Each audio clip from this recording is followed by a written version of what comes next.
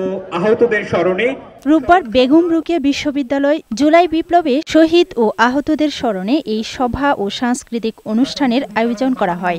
সভায় জুলাই আগস্টে পুলিশ, আওয়ামী লীগের হামলা, মামলাসহ নানা নিপীড়নের কথা তুলে ধরেন শহীদ পরিবারের সদস্যরা। একটা গুলির কারণে আমার দুটো সন্তান ছোট ছোট এতিম হয়ে গেল। আমার সন্তানের বাবা ডাকার আর কেউ থাকলো না। একটাই সান্ত্বনা পাই, আমার ছেলে একজন শহীদ।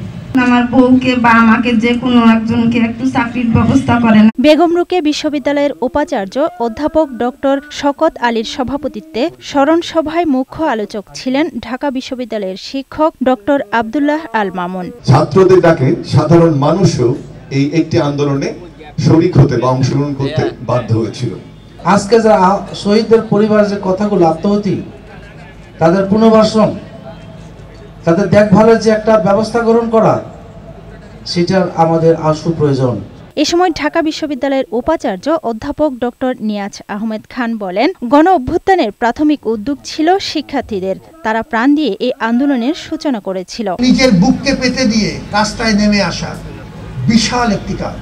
আমরা শুধুমাত্র ডেমনস্ট্রেশন পর্যায়েই এই সফলতা পেয়েছিলাম। সব রকম বাধা বিপত্তি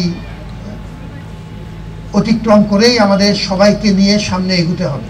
জুলাই বিপ্লবের শহীদ ও আহতদের আত্মত্যাগের মর্যাদা ধরে রাখার আহ্বান জানান বক্তারা। ডেস্ক রিপোর্ট, বৈশাখী সংবাদ।